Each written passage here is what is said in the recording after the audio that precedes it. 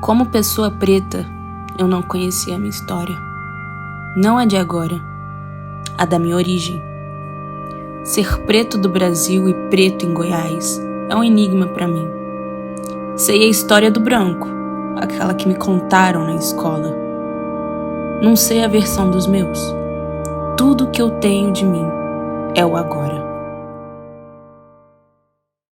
Para não passar isso para as próximas gerações, eu quero que eles saibam quem somos hoje. O Conte nasceu assim, como uma necessidade absurda por referências que dissessem quem somos nós agora. Pretos aqui do meu lugar, de onde eu vim, de Goiás.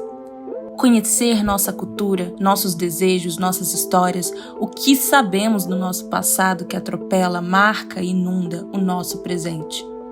Eu comecei sentando e ouvindo alguém me contar sua própria vida. De repente, senti que todo mundo também precisava ouvir. Olá, eu sou Deise. Olá, meu nome é Gabriela Rodrigues, eu tenho Meu nome é Allen, Eu sou a Mayra Sala, eu tenho 20 Eu tenho 30 meu nome é Rodrigo Borges, e pra quem não conhece, eu sou Prata. meu nome é Eduardo. Me chamo Fernando Barbosa, estou aqui Pra hoje. quem não me conhece, meu nome é Eu Allen. me chamo Marcela Oliveira, eu tenho 22 anos. Oi, tudo bem? Meu nome é Olá, Rosana. meu nome é Sandra. Meu nome é Valesca. Oi, meu nome é Isis, eu tenho 23 anos. Para sempre são as memórias. É preciso preservar a memória para que a história nunca morra. Eu fui adotada, aos 18 anos eu fugi de casa, morava no interior de Goiás nesse momento, e fugi para a capital. Me disseram que eu seria incapaz de ingressar novamente num curso superior numa universidade pública. Naquele momento, com 18 anos, eu já estava fazendo o curso de Geografia na Estadual. E a segunda coisa é que eu me arrependeria e voltaria para casa doente, com filhos. Minha mãe já veio de uma família bem conturbada, né? Tive uma infância bem conturbada. Ela não foi criada pela minha avó materna, certo? A minha avó materna deu ela para Mariana, que é minha bisavó, que é descendente, né, de escravo, era de regiões de escravizão mesmo. Eu lembro dela falar que ainda ela tinha que correr, tinha que lutar pelos direitos dela, tinha que se defender dos homens brancos. Até os meus 7 anos eu não entendia muito o que era racismo. Não sabia direito. Eu sabia que tinha um tratamento diferente para crianças brancas e crianças negras. A gente entendia um pouco, que era um pouco diferente. Mas o meu primeiro contato mesmo com o racismo foi quando eu fui morar com a minha avó na cidade para estudar. E aí, quando eu comecei a ir para a escola, que eu notei a diferença no tratamento dos professores, dos próprios alunos, com crianças negras e brancas, era muito diferente. Eu nunca era escolhida para alguma representação de beleza na escola, nenhum dos meus amigos negros. Eu morava numa casa insalubre, a gente via os nossos pais saindo cedo para trabalhar e sempre trazendo pouco para casa. Então, assim, muitas das coisas que nós desejávamos, como tipo ir a um parque de diversões, a gente não tinha, a gente não podia. Em 1992 eu consigo ingressar na Escola Técnica Federal de Campos, fazendo curso de Química. E meu irmão também consegue entrar fazendo curso de edificações. E a gente, pela primeira vez, tem contato com pessoas de realidades diferentes da nossa. Então, desde pequena, essa mentalidade do estudar para trabalhar, para ganhar o nosso dinheiro, sempre foi viva na minha memória. Então, eu sempre fui uma criança que adorava estudar. Eu tinha essa pressão de que tinha que estudar para conseguir alguma coisa, mas eu ainda não sabia que rumo que eu ia tomar. E a minha vocação, eu acho que ela já estava muito ali implícita na minha infância e eu não percebia. Porque eu sempre fui, na escola, a menina que ficava grudada na professora, sabe? Aquela ajudante da professora era eu. Então a gente morava no morro, né? Um lugar alto, né? O meu panorama na infância era esse. E era um ambiente em que eu me desenvolvi muito com questões motoras, né? Questões neuromotoras. Eu pude correr, eu pude subir em árvore, eu pude me jogar em barranco de terra. Então, assim, quando a gente fala de infância, né, você tem aquele negócio assim sofrido, mas se você pensar um pouquinho, a sua infância foi realmente sofrida, mas a gente teve condições que nos levaram a ter uma boa saúde, estar com nossos familiares, ter uma infância lúdica. Lembranças do passado nos fortalece o presente e nos prepara para o futuro. E na minha infância, cara, eu tive muita referência com breakdance. Lá eu tive várias influências no meio artístico, digamos que da cultura artística preta, que de lá eu fiz grafite, eu fiz breakdance, eu fiz várias oficinas, entendeu? Aprendi a gostar de música, aprendi a curtir rap, assim, de verdade, porque eu era uma criança muito nova, muito curiosa, eu escutava os rap, mas aí eu aprendi a me referenciar, saber de que eu gosto com essas pessoas que me acharam a moldar a minha identidade. Um dado dia eu estava num ponto de ônibus esperando o ônibus e conheci duas pessoas que estavam fazendo curso na Federal, né, na UFG, na Universidade Federal de Goiás. E daí a gente se vinculou. Nesse vínculo, essas pessoas me apresentaram ao Movimento Negro de Goiânia, ao movimento estudantil da UFG, Movimento Negro Estudantil da UFG, que me deram as mãos. E daí um companheiro desse coletivo falou assim: Rosa, eu tô trabalhando numa escola, a gente tá precisando de recepcionista, o que tu acha de vir trabalhar com a gente? Mas eu quero estudar. Ele: não. Então você estuda gratuitamente, porque é um cursinho pré-vestibular, você não vai pagar para estudar, e você recebe, aí você tem condições de pagar o seu aluguel. E assim eu comecei a me preparar para o vestibular. No meu ensino médio, eu ainda não tinha muito clareza, né, no meu primeiro ano do que eu iria fazer. Eu tinha na ideia da minha vida que eu deveria ir para uma profissão que me desse muito dinheiro. Então eu queria fazer engenharia civil. Falei, acho que eu vou fazer edificações na escola técnica e tal. Eu achei que era isso. Mas aí surgiu a possibilidade de eu fazer o normal pro meu segundo ano, e aí eu não vou ser professora, não quis. Fiz todas as escolas técnicas, provas que vocês pudessem imaginar, não entrei em nenhuma. Falei, então deixa. Aí continuei no meu ensino regular, sem formação nenhuma, né? E aí eu fui para uma escola, e aí eu fui chamada para ser auxiliar nessa escola, para ajudar, e ali eu me encontrei. Eu trabalhei nessa escola por 2 anos, e aí as pessoas me incentivavam muito, você leva jeito, vai, faz. Comecei a fazer o normal, e ali me encantei. É isso que eu quero. E aí já fui buscar a faculdade, e aí fiz a UERJ e fiquei esperando, e Deus assim me deu esse presente, mas Deus faz tudo certo. E aí eu consegui, cheguei à faculdade, passei na UERJ, e ali eu aprendi muito, e foi ali o meu encontro com a negritude, se eu posso dizer assim, que eu me reconheci enquanto uma mulher preta. E ali dentro eu começo a ouvir, então, da possibilidade de fazer faculdade. E quando a gente estava no último ano do nosso curso técnico, e aí, a princípio, em 95, quando a gente se formou, a gente fez vestibular com a cara e a coragem. E a gente bateu com a realidade, assim, nua e crua, de que, tipo, a gente não tinha como pagar cursinho, e o ensino, por mais que fosse um ensino de qualidade, para a área técnica, ele deixava muito a desejar no quesito vestibular. Mas em 97, eu e meu irmão conseguimos passar no vestibular para ingressar em 98. E foi ali que a nossa realidade começou a mudar de um jeito assim muito maravilhoso. Era um universo que você encontrava não só pessoas de várias partes do Brasil, mas também de várias partes do mundo.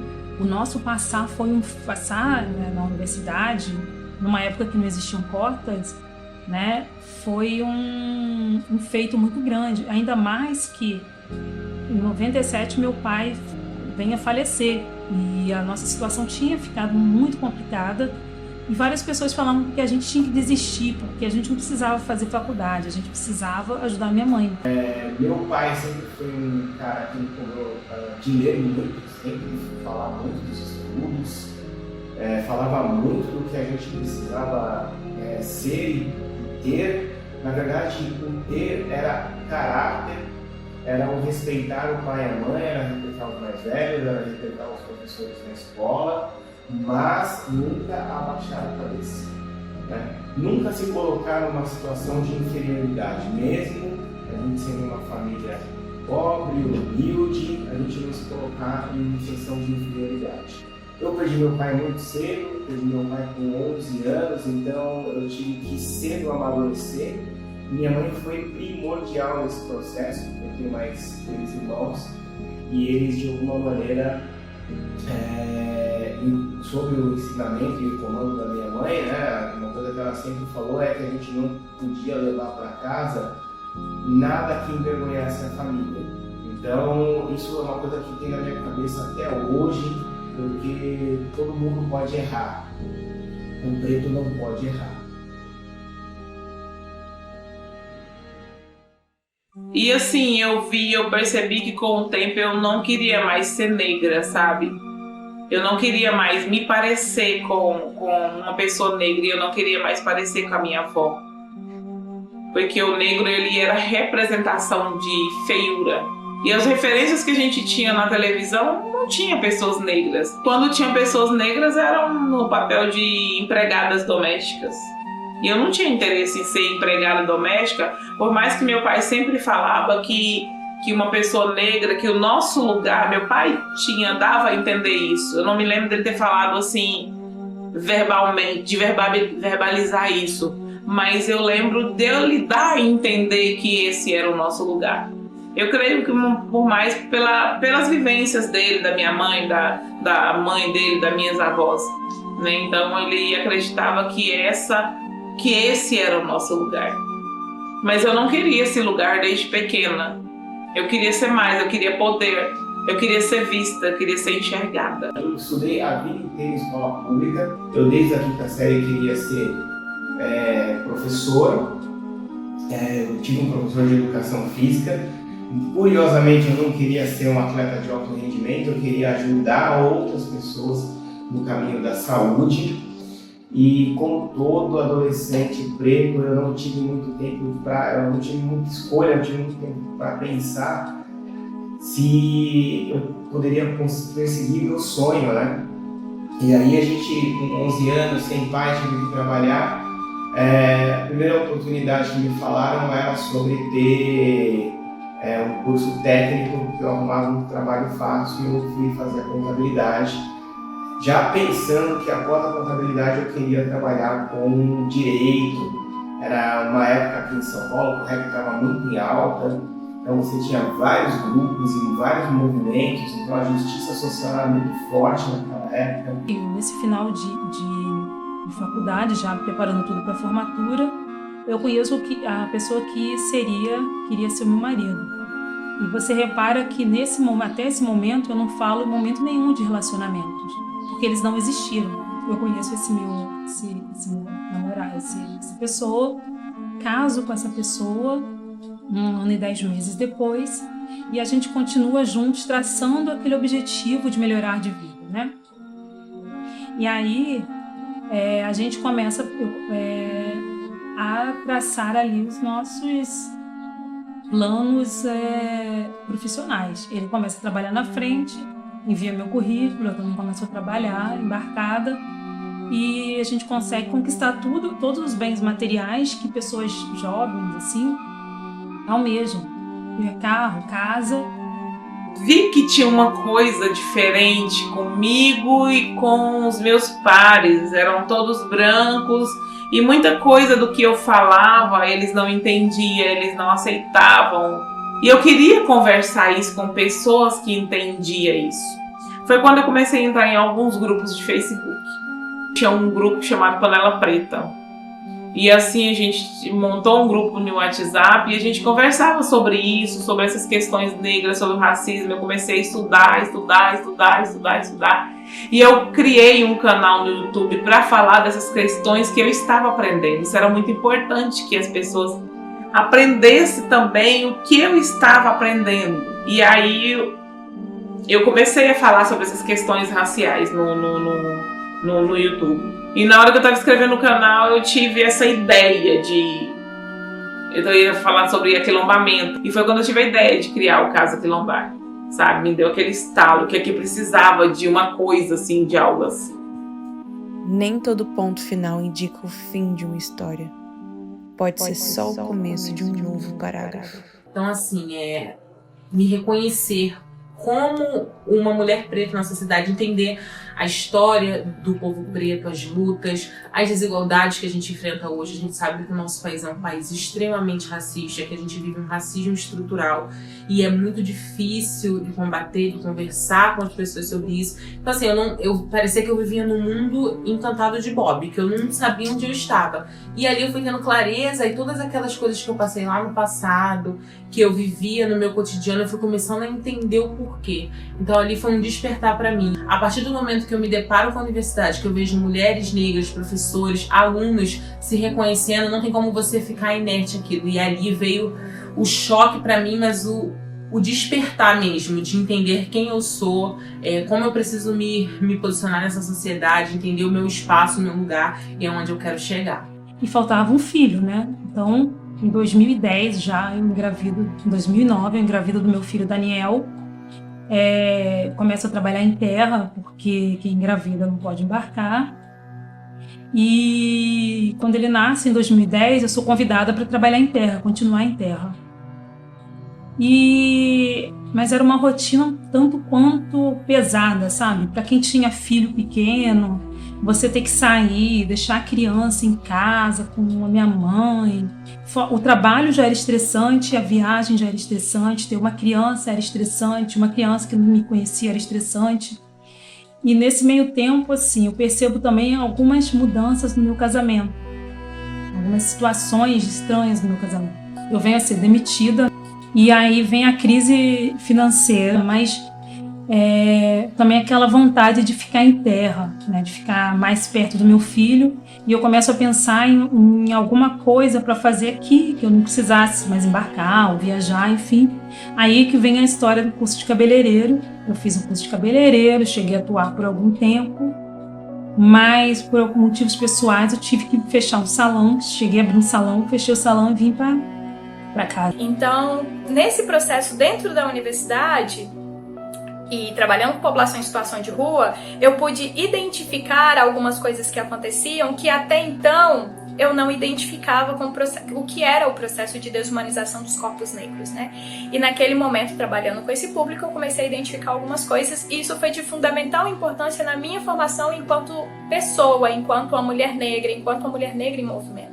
E daí eu decidi, terminando a faculdade, que eu viria para a Argentina. Então, quando eu decidi vir, eu queria entender quem são as pessoas negras na Argentina, quem são as pessoas negras no Uruguai, quem são as pessoas negras e quais suas histórias no Peru, no Chile, no Equador, na Venezuela, quem são essas pessoas, quais são as histórias delas e quais são as histórias das populações indígenas também, né?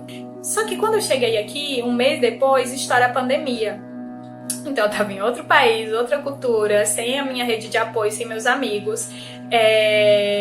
Nesse momento que o mundo estava despedaçando, né? Outro país, outra cultura, no meio de uma pandemia, sem grana. E daí algumas coisas começaram a acontecer com um grupo de mulheres, né? Um grupo de mulheres muito importante na minha trajetória.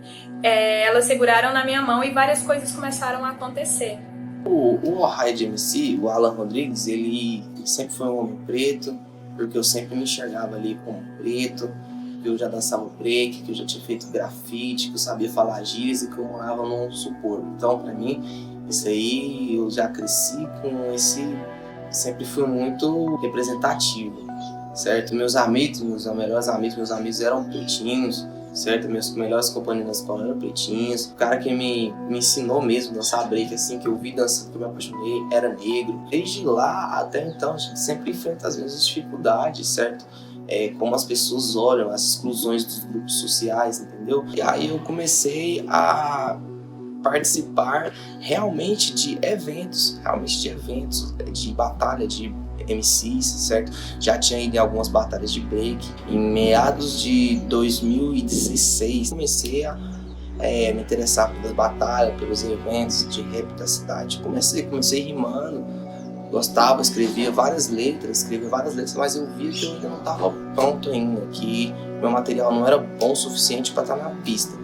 Nos anos pra cá, foi as duas coisas que eu mais dediquei na minha vida, ao esporte, que era o BMX, e ao rap. Há 9 meses atrás, né, conquistei minha independência, assim, consegui sair da casa da minha mãe, né, morava com a minha mãe, falei pra ela, mãe, vou juntar minhas coisinhas e quero um cantinho para mim, quero um localzinho para mim trabalhar e montar meu estúdio e atender meus clientes.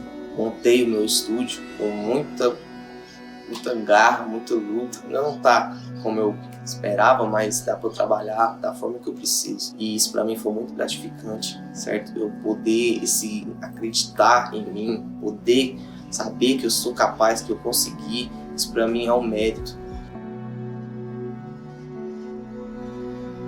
Teve momentos que eu tive cansada, que eu achei que o caso não ia pra frente, sabe? Mas assim, quando a gente fez o 20 de novembro, que é o Dia da Consciência Negra, a gente fez algumas palestras, a gente foi na Câmara Municipal, a gente, sabe, eu vi a coisa andando, sabe? E eu decidi que é isso que eu quero fazer, sabe? Então, assim, eu tô muito feliz com os rumos que o Casa Quilombar tem tido, sabe? Com a gente ensinando pessoas negras, a gente foi nas escolas e eu vi os olhares das crianças negras, depois eu chegar em mim para conversar comigo e falar de suas vivências, que foi muito importante o que a gente falou ali nas palestras, sabe? Então, o Casa Quilombar é isso, é um projeto de apoio, sabe? De ensinamento, de construção de memórias, de vivências. E outra coisa que é um sonho meu e que eu vou fazer é que ano que vem eu quero começar uma faculdade de psicologia. Eu falo assim que as nossas vivências, o povo negro tem vivências assim muito traumáticas. É a questão do racismo, é a questão do silenciamento, da invisibilização, da sexualização do homem e da mulher negra. E eu falo assim que se eu conseguir estudar 5 anos e mudar a realidade de uma pessoa negra, já vai ter valido apenas os meus 5 anos numa sala de aula. A corrida de rua foi o que me abriu os olhos para ter uma profissão. Eu queria ser treinador e então eu fui resgatando tudo aquilo naquela época da 5ª série. Entrei numa faculdade, eu trabalhava numa assessoria esportiva aqui em São Paulo e o dono falou assim, cara, você tem 2 opções. Ou você vai para a Universidade de São Paulo, que é a USP, que é um ensino gratuito e é muito concorrido para entrar, ou você vai estudar numa universidade chamada FMU, que é uma das melhores faculdades de educação física, e eu acabei indo para a FMU.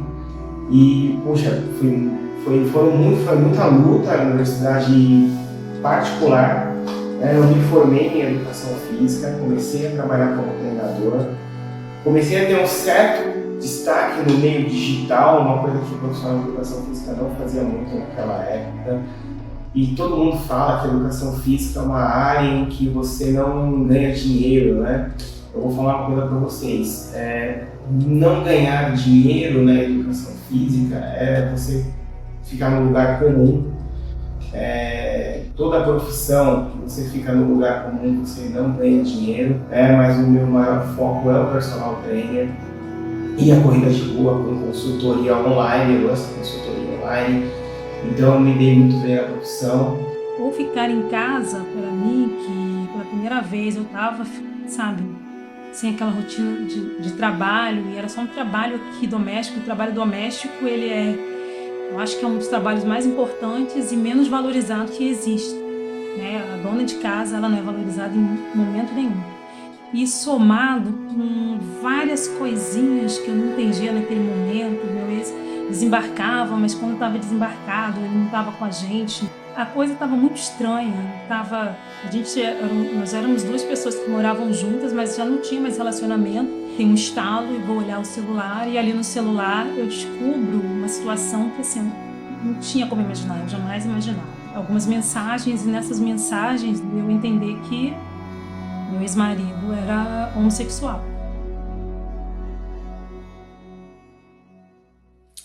Participei de uma reunião com uma professora que dá aula online há não sei quanto tempo, e eu super pessimista, né?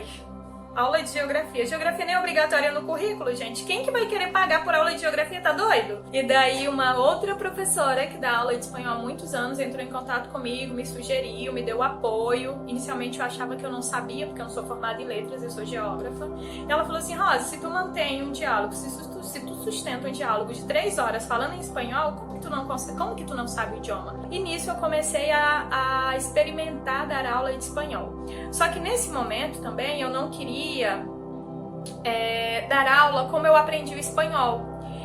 Eu queria trabalhar de outra forma. Eu queria falar sobre as coisas que eu gosto. Enquanto mulher preta, era tipo uma mensagem no meu interior de que, rapaz, você continua nunca tendo sido escolhido.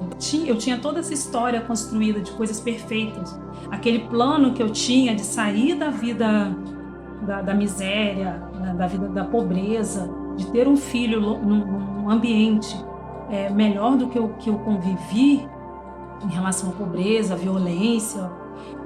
Ele tinha todo se concretizado e de repente meu mundo inteiro caiu. E a partir desse momento, assim, com a cabeça cheia e sem saber o que fazer, que o crochê ele chega na minha vida, que foi uma arte que eu aprendi na minha infância. E aí começo primeiro a pensar em vestimentas, mas que de forma natural o amigurumi chegou e eu fui aperfeiçoando a técnica do amigurumi e eu descobri coisas assim, eu fui descobrindo que eu tinha a capacidade de personalizar. Um tempo pra cá eu fechei várias parcerias, eu decidi por mim mesmo tomar essa iniciativa de montar um estúdio, não só para mim fortalecer, mas para fortalecer essas pessoas que querem começar também, que querem dar o primeiro passo no trabalho, diretamente com essas pessoas, certo? Faço um trampo paciente, escuto o que elas têm para falar, analiso as letras, tento passar tudo aquilo que eu aprendi com muita dificuldade, mais fácil, mais mastigado para eles não desistirem, cara. Quis fazer várias coisas, tentei ser várias pessoas, mas tava para ser escrito que eu ia ser o Rádio MC. E é isso. E pra você, cara, que tá pensando em trilhar seu sonho, trilhar seu caminho, não desiste não. Não desiste não, porque bem ou mal as pessoas sempre vão falar, cara. O tempo tá passando, cara, e se você não fizer o que o seu coração manda, você vai se arrepender.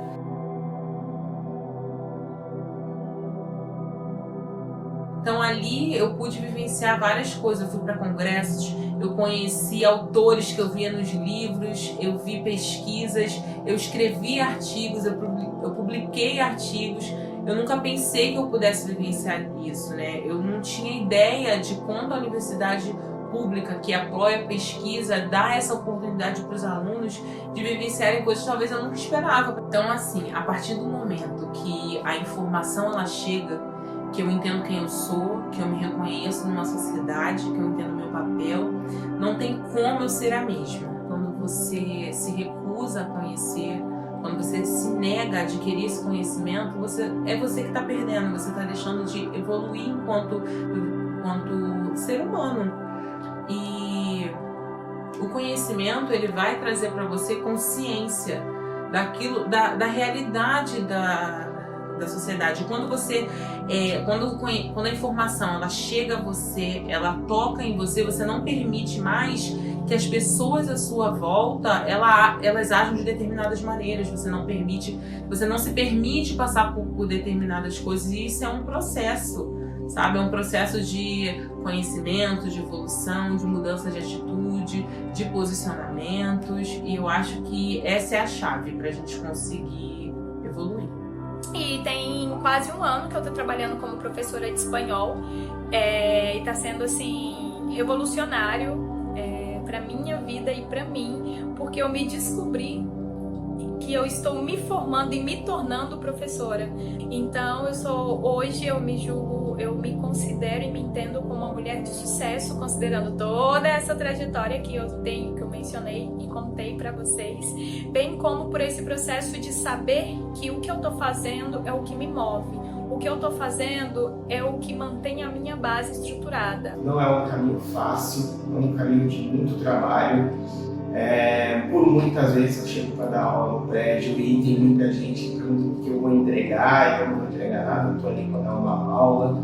Nós movemos um mercado de trabalho gigantesco aqui no Brasil e nós movemos o capital também. Né? Nós somos um povo, né, muito guerreiro, somos um povo muito criativo, somos um povo trabalhador, somos um povo muito bonito. Hoje nós somos um povo muito requisitado. eu acho que só nós podemos nos empoderar e a gente empoderar o povo preto é a nossa missão. Muitas pessoas esperavam que eu caísse e não tivesse e não me levantasse, não por maldade delas, mas pela situação. Eles falavam assim: no seu lugar eu não conseguiria. A sociedade inteira ela faz de um tudo para que a mulher seja diminuída, anulada. E quando eu começo a fazer o crochê e eu começo a ter uma resposta positiva, eu começo a ter pessoas me mandando mensagem falando assim: essa sua volta por cima, ela me inspira, a sua dedicação no seu trabalho me inspira.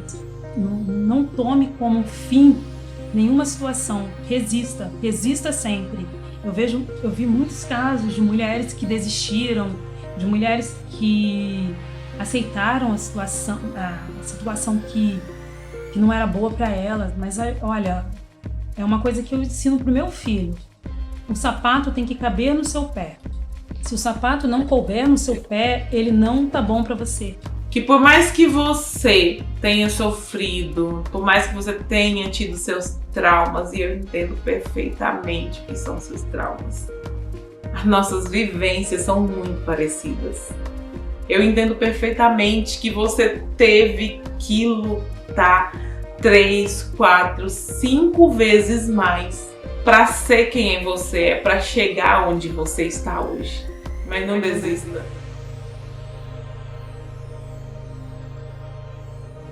Tudo vira memória. É você quem escolhe que memória quer deixar. A gente precisa mostrar para as pessoas que nós somos bonitos, nós somos inteligentes, nós somos fortes. Mesmo morando numa periferia, num bairro mais periférico, eu sempre senti o preconceito e o racismo que as pessoas tinham por mim. E hoje eu sei que eu sou bonita de todas essas formas. E é isso que as mulheres negras devem saber. E os homens negros também. Nós somos lindos. Mas eu sinto que sozinhos nós não vamos conseguir. Muitas pessoas tentam e me acham menos capaz por causa da minha aparência ainda hoje. Isso é um saco. Porque, sabe, é muito complicado a gente ter que ficar provando 1 milhão de vezes que a gente é capaz de tudo que a gente quiser. É muito cansativo. Mas por mais que cansativo que seja, não dá para simplesmente aceitar e parar para se colocar nessa posição. E muitas vezes, se eu falar assim: nossa, eu tô aqui caída e eu vou me levantar por mim, eu não me levanto. Muitas vezes eu não me levanto se o motivo for só eu. Mas quando eu penso nos meus pais, na minha família, quando eu penso nas pessoas que podem olhar para mim e ver que elas são capazes, eu me levanto de novo. Não é que eu quero mais fama, influência, não sei o que, não é isso. Eu quero que essa minha fome de mudança, que essa minha sede de guerra seja contagiosa, contagiante e me mantenha sempre me movimentando. Então eu não trabalho com cultura só porque eu gosto de me divertir, porque eu gosto da farra, porque eu gosto da noite. Eu também gosto de tudo isso. Mas porque eu acho que ali você sensibiliza as pessoas. E a gente precisa se sensibilizar. A dureza, ela não nos pertence. Então o meu olhar está sempre muito focado nisso, sabe? De reconhecer quem veio na frente. A gente tem pessoas maravilhosas que eu ficaria aqui o dia inteiro citando: escritores, atrizes, cantores, artistas, professores, músicos, historiadores. Tem a nossa geração que está fazendo isso de uma forma muito bacana para que o nosso discurso de revolta, de raiva, da nossa indignação não esteja pautado no ódio, esteja pautado no afeto, esteja pautado no amor. A gente pode criar as nossas próprias lógicas, as nossas próprias narrativas. A gente pode ser artista, a gente pode ser advogado, a gente pode ser médico. E não vai ser fácil, não é como se fosse... pronto. Não é isso. Mas a gente tem que proteger os nossos sonhos, porque os nossos sonhos são os sonhos de quem veio antes da gente e não conseguiu. E todo aquele conhecimento que eu ia adquirindo estava fazendo mais sentido ainda quem eu era. Quanto mais eu estudava, mais eu me encontrava. Eu consegui enfrentar todas essas adversidades, todos esses desafios e entender que Vão ter pessoas que vão dizer que eu não deveria estar lá. Vão ter pessoas que não vão entender o papel social de uma pessoa negra dentro de um curso completamente elitista. E vão ter pessoas que vão atrapalhar essa nossa trajetória, mas que nós precisamos acreditar que a nossa vida tem um peso, que as nossas escolhas têm um peso e que o nosso esforço tem um peso também. Então, se a gente se esforçar, estudar muito, todo o estudo que a gente vai adquirir realmente é algo que ninguém pode tirar da gente. E sabe por que eles têm raiva? Justamente disso. De ver que por mais de 500 anos eles ficaram tentando manter dentro de uma caixa a juventude preta, a juventude periférica, a juventude LGBT, e eles não conseguiram e eles não vão conseguir. O que te molda não é a sociedade, é você mesmo que se molda. Sim, existem condicionamentos sociais que fazem a gente mudar de ideia, mas quem decide de fato o trajeto que a gente tem que seguir somos nós. Desde o momento que a gente abre a nossa mente, que a gente passa a sentir as nossas dores e transforma essas dores em luta. E nunca desistir, galera. Nunca baixar a cabeça. Porque a sociedade lá fora quer que a gente se ajoelhe, quer que a gente continue rastejando no chão. Mas eles vão ver a cada dia pretos e pretas se amando, eles vão ver a cada dia pretos e pretas no topo. Dizem por aí que a favela venceu. Eu acho que a favela vence todo dia que eu acordo para ir trabalhar. A favela vence que todo dia uma pessoa, a pessoa muda a situação dela, aí a favela vence. Não é porque a sua vida melhorou que significa que a favela toda melhorou também. Não. O que eu faço para colaborar? A minha função é essa, atingir essas pessoas, essa galera aí que precisa de fato ser atingida e ser ajudada, ser direcionada, sabe? Então é incrível eu poder observar toda a minha trajetória, que é uma trajetória assim, com muita dor, muitos problemas, como a maior parte de nós, né? Mas quando eu decidi segurar na mão de quem estendeu a mão para mim e aproveitar das oportunidades, e quando não tinha oportunidade, eu ia criar uma oportunidade, né? Como que tudo isso contribuiu e corrobora para eu ser a mulher que eu sou hoje, aos 29 anos, uma mulher preta em diáspora e em movimento, né? E um movimento de encontro com a minha história, com a nossa história. Me deu consciência de saber que o mundo, o arranjo internacional, molda muito a relação que eu tenho dentro do meu país. Que a colonização, ela trouxe traços e ela trouxe raízes muito profundas. E que todas as coisas que eu senti, todos os incômodos que eu senti a minha infância inteira, tinham uma explicação colonial. A gente ainda continua em posições muito subalternas. A gente ainda continua servindo café para a branquitude. A gente ainda continua abrindo a porta para a branquitude entrar no elevador. E isso tem que mudar. E por isso eu agradeço pelo fato da gente ainda estar pautado no amor, no afeto, porque se fosse no ódio, talvez a gente já não teria tanta condescendência, tanta paciência para ficar todo dia reforçando que o racismo existe, que as pessoas são separadas, que existe desigualdade, que as pessoas morrem. E que bom que o nosso discurso ainda está pautado no amor, porque a gente teve a vida inteira as nossas histórias contadas pelo olhar que não era o nosso, e isso é muito ruim. Então eu penso que daqui para frente a gente venha a mudar as nossas perspectivas, os nossos sonhos, as nossas narrativas, e focar sempre muito nessa ideia do mundo, que talvez não vá ser perfeito, mas vai ser um mundo justo, com oportunidades iguais para todos. Quando a gente se encontra, quando a gente afrocentra as relações, quando a gente se vê enquanto família, enquanto comunidade, enquanto apoio um pro outro, eu acho que as coisas ficam mais fáceis, né? A gente tem que organizar a nossa revolta.